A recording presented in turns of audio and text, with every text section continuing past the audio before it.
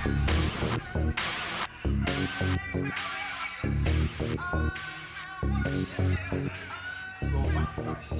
exactly what they want to do.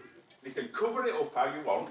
The richest people in this country now, and there were 350,000 millionaires in Britain last year.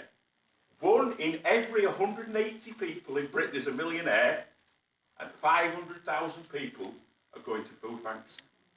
What is going on in this country? And one of the things that Labour councils need to start thinking about is ratios. We need to have a ratio between the living wage and the top wage in the public sector. We absolutely need to do. Nobody needs to earn more than £75,000. A ratio of 5 to 1 would just about sort that out in local government. And we've got a situation now. I was in one London borough this week. I'm the national executive of Unison. I was in one London borough this week, and a third of the Labour councillors are not standing again. Not because of their age, because Labour councillors are 20 years older on average than they were 30 or 40 years ago, but because they think there's nothing they can do. All they're doing is administering pain. That's all they're doing. And that's why we're having this meeting, and that's why we're having this discussion, isn't it? Because we don't want to administer pain. I didn't start work with the council to administer pain. And people who first got elected, let's look at it, there's a very few Labour councillors and Labour representatives stood there to get elected to administer pain. It didn't happen.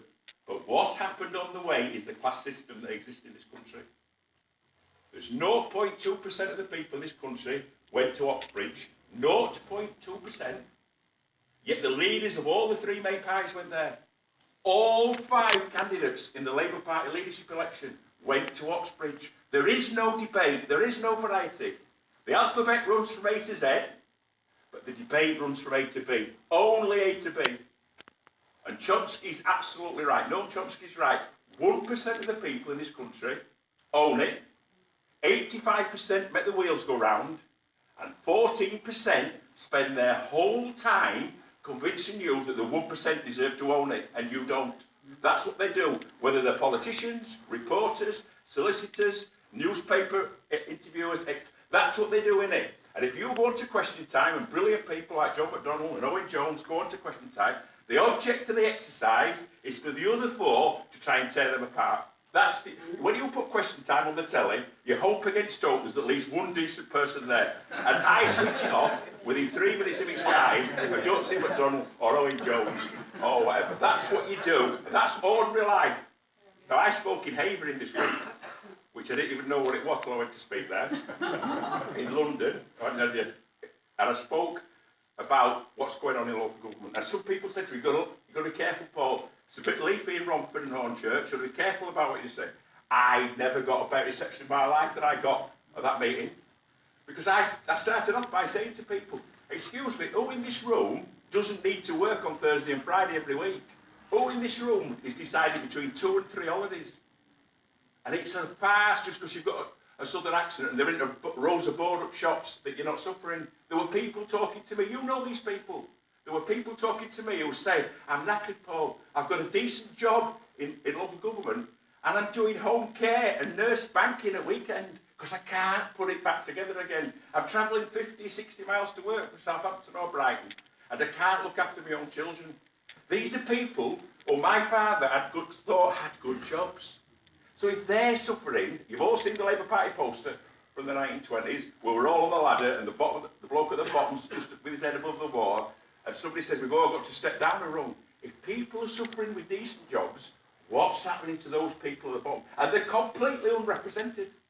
They are unrepresented.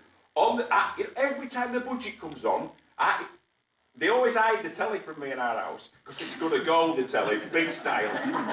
Because we want to know, don't we? We want to know what people like us think about the budget. Not some smart ass sat on the edge of a bloody desk with a bank of computers around them and in the shirt sleeves telling you about the rate of interest or what Goldman Sachs think. I want to know what ordinary people think. And I've been a Labour Party member now for 40 years, and I've been a trade union official for 40 years. And some people in the party and in the movement think that somehow there's going to be some dented shield. There is no dented shield. Socialism is on the agenda now. Not because the wind's blowing that way, because there is no alternative. Thatcher was right about one thing. There is no alternative. We cannot afford to carry on living like this. We can't. It's beyond belief. My daughter's 23-year-old. She works in the homeless persons unit for Wakefield Council. And she says to me, Dad, look, I've got a letter. I'm 23 years old, and it says you can expect to retire at 68 and a half. Did you get a letter like that when you were 23, Dad? I'll tell you what I got when I left school in July 1973. I got a lecture from a Labour councillor who taught me ONC. And what he said to me, Paul, these are the 5 biggest problems facing Britain. Number 1, all fuel will be free by the year 2000. Because of nuclear power and because of oil, we'll have free fuel. We'll be working a 5-hour week. You won't, and the biggest single problem facing us will be the building of leisure centres everywhere, because nobody will have any work to do. The motorways will be shut down, and we didn't have rollerblading then. The motorways will be shut down, and we'll be roller skating. And you won't know what to do with your time. You'll be learning a musical instrument and speaking a foreign language. Now, he was speaking a foreign language because what he said should have been true. Yeah. Absolutely should have been true at the 5th richest country in the world. And I don't want to hear people. Where is Neil Kinnock now with the obscenity of redundancies in Labour councils? Because there is an obscenity of redundancies in Labour councils now, and where are them people talking about it? Where he is he's a millionaire, his wife's a millionaire, and his son's a millionaire tax exile married to the Prime Minister of Denmark. So that's the situation. Some people have done very well, thank you very much. But the ordinary working people in this country have no alternative other than to combine with each other. They have no alternative because Billy Bragg says, money speaks for money and the devil speaks for his own. And only the movement comes to speak for the skin and the bone. And that's why people's in this room tonight, isn't it? Not because of...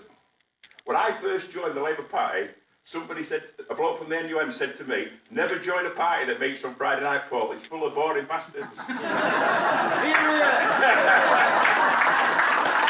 there's a lot of truth in that.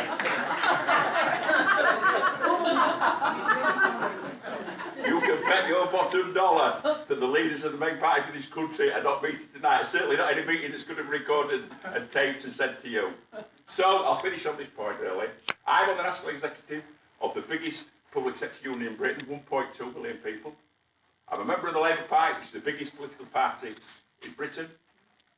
And I'm faced with a situation where we need to return to where we were in the late 70s. When I joined the Labour Party, it was a debate about ideas. It was a debate about where we're going forward. It's a debate about how we could improve things, either in adult education, either in the future for our young people. Some perhaps told us that we needed to get rid of coal because it was dangerous.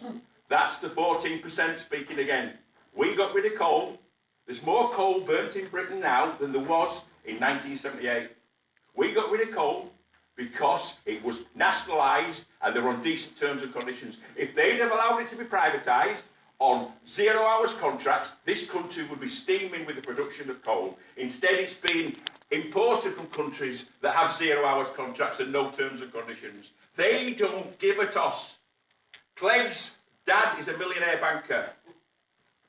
Cameron's father were an offshore multi-millionaire investment advisor. His grandmother was a Polish millionaire banker. These people front the system that we hate and we want to change. And why we're here tonight is because whether it's local government, whether it's facilities, whether it's about how our children go to school, we're about democracy and we're about socialism, or we're about nothing. And I say to you, but this is a sort of meeting that's going to spread over this country, because when you have any debate at work, when you have real debate among people, people really want to talk. They don't talk because everybody laughs at them in that 14%. And what we need to do is mobilise that 84%. Thank you very much.